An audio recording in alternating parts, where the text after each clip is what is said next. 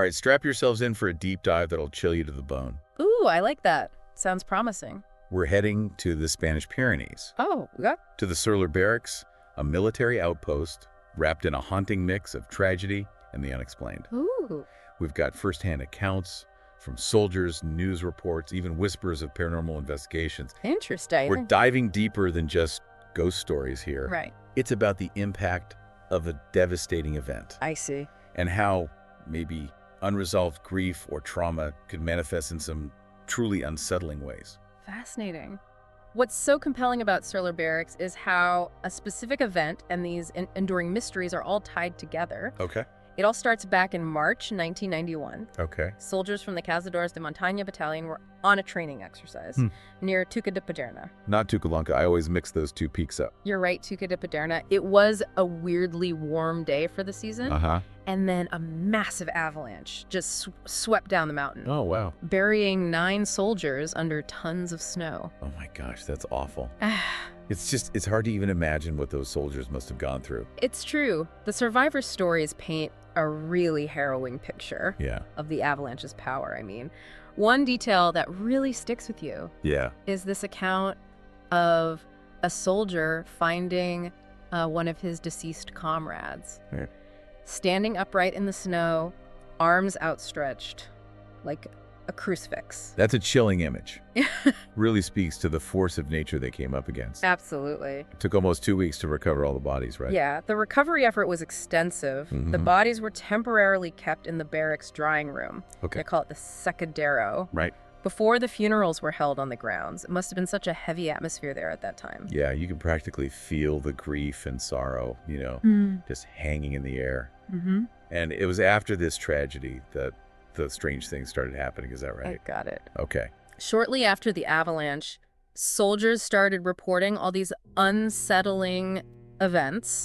And it wasn't just, a few isolated incidents or anything. Right. You had multiple soldiers across different years, different ranks, Wow. all describing similar experiences. It adds a whole other layer to the mystery. So it wasn't just a couple of ghost stories. This was a pattern of unexplained phenomena that continued over time. Exactly. One of the most common occurrences involved the taquillas, the lockers belonging to the deceased soldiers. Oh, wow. Soldiers would say that these lockers would just open and slam shut on their own, No way. especially in the secadero where the bodies had been kept. It's like the spirits of these soldiers were trying to make themselves known, especially in the very room where their bodies were. It's like something out of a horror movie. Right. Were there any other strange happenings reported inside the barracks? Oh yeah, tons. Soldiers consistently reported hearing heavy footsteps, Really? disembodied voices, and seeing shadowy figures moving around the barracks. Wow. And again, the reports were concentrated around the secadero. That makes sense. The place most connected to the tragedy. Right. It's like a classic haunting trope. Yeah. The spirits are drawn to the site of their death. It's like the trauma of the event is imprinted on that location somehow. But what really gets me is the story about the 36 windows. Can you tell us more about that? Of course. Imagine this. A guard on duty, he sees all 36 windows on one side of the barracks just fly open at the same time. Okay, that's creepy. Yeah. And it wasn't just a one-time thing either. Nope.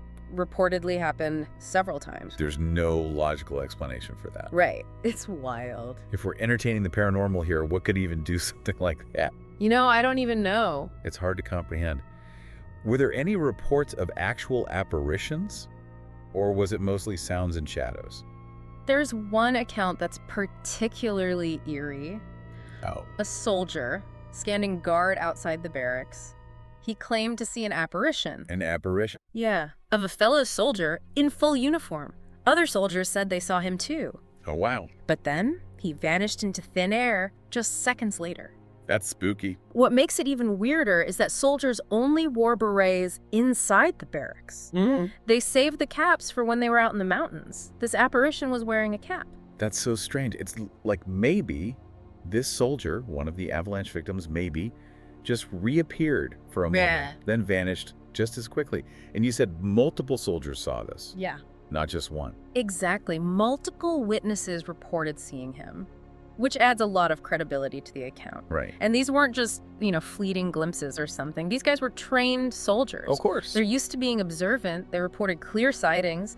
And then he just disappeared. It wasn't just the visual and auditory stuff either, was it? No. Objects were moving on their own, too. Almost like something unseen was at work. Exactly. Soldiers would find dishes and other objects scattered across the kitchen floor. No sign of breakage or anything. So they hadn't been thrown or dropped. Right. It's like the energy of the avalanche messed things up somehow, creating ripples, and those ripples manifested as these unexplained happenings. Yeah, it's a very unsettling thought. It is. That such a traumatic event could leave that kind of mark on a place, creating a sort of paranormal echo that just hangs there. That's a really interesting way to put it. And there's one more thing that adds to the whole mystery. But a commanding officer, he reportedly kept this secret diary chronicling all of these events. A secret diary? Yeah. That's like a gold mine for anyone interested in the paranormal. Right. What secrets could it hold? We can only imagine. What insights into the hauntings at Cerler? Because we're going to dig into that secret diary now. Oh, good. I've been so curious about that. And we'll look at some possible explanations for all the paranormal stuff going on there. Yeah. Ever since you mentioned the diary, I've been hooked. It's like the missing piece. Right. What happened to it? What could it tell us about what's going on at Cerler? Well, no one knows what happened to the diary, unfortunately. Oh, that's too bad. Some think the higher-ups confiscated it. Others say it's still tucked away somewhere in the barracks. Just waiting to be found. Exactly. As for what's in it, who knows? Detailed accounts of the paranormal stuff, maybe thoughts and feelings from whoever wrote it, maybe even attempts to make sense of it all. It could be a goldmine of information. Right. But even without the diary, people have been pretty interested in Cerler Barracks. Yeah. Right? Like, haven't paranormal investigators checked it out? Oh, yeah. There have been a bunch of investigations over the years trying to figure out what's happening there. One of the most famous ones was led by Iker Jimenez. He used all kinds of tools and techniques trying to find evidence of the paranormal. They measured electromagnetic fields, hoping to catch any weird fluctuations. You know, the kind that might suggest something unseen is there. Okay, so for those of us who don't do paranormal investigations, why are those electromagnetic fields important? What's the connection? So the theory is that spirits or other paranormal things might show up as electromagnetic energy, causing these changes in the surrounding electromagnetic field. Investigators use these EMF readers to detect those changes. It could mean there's something unseen there. Okay. Doesn't definitively prove ghosts, but it can be pretty compelling when you put it together with other observations. So did they find any unusual EMF readings at the barracks? Anything that backed up all those paranormal stories? Well, they did record some fluctuations, especially in the Sacadero. That's where they kept the bodies after the avalanche, remember? Yeah, right. They also did something called isolation experiments. Ooh, that sounds spooky. What's that? People would spend time alone in different parts of the barracks. Oh gosh, alone in a place that's supposed to be haunted. Especially in the room where the bodies were. No thanks. They would record their experiences and any weird stuff that happened. I can't imagine. So what did these investigators experience during these isolation experiments? Several of them said they heard unexplained sounds, footsteps, voices. Really? Even what sounded like rain, even though it was clear outside. Weird. Some also said they felt uneasy, like they were being watched. Oh, no thank you. Keep in mind, these were experienced investigators. Right. They knew how the mind can play tricks and how powerful suggestion can be. But even they were creeped out by Cerler Barracks. That's pretty compelling. So did they catch any of these sounds on the recordings? Real proof that something unusual was going on. They did. Really? Recordings of footsteps in empty hallways, a door slamming shut by itself. Even sounds like a bunch of people moving around, even though the investigator was alone. Okay, that's scary. And here's the really creepy part. Sometimes they didn't even hear the sounds while they were there. Only picked them up later when they listened to the recordings. That's so chilling. It's like those sounds exist on a different level or something. You can only hear them through technology. Right. Did they notice any patterns in the paranormal activity? Were there certain spots or times when things were more intense? Yeah, they noticed that the most intense experiences usually happened in places where people felt strong emotions. The Sacadero was a big one again. Okay. It kind of supports the idea that maybe all those emotions from the avalanche imprinted themselves on the place, creating a sort of haunting that lingers. It's fascinating. The human emotions, especially trauma and loss, could have that much power. Yeah. That they could stick around in a place and actually change things. It's been in stories forever, but to think it might actually be real is pretty amazing. and scary. Did the investigators come to any conclusions? Did they figure out what was going on at Cerler Barracks? Unfortunately, even after all that investigating, Cerler Barracks is still pretty much a mystery. Ah, that's too bad. They thought about natural explanations, like the fact that the barracks sits on a moving fault line. Oh, right. But a lot of them felt like that couldn't explain everything. They couldn't prove it was haunted, but what they found just made the mystery even bigger. So we're left with this mix of tragedy, mystery, and the unexplained. A place where the line between the living and the dead seems really thin. Yeah. Where the echoes of that awful event just keep happening. Exactly. And even though we might never know everything about Cerler Barracks, the fact that people keep talking about it and investigating it shows how much we're drawn to the unknown. Right. It reminds us that there are still mysteries out there that we just can't explain.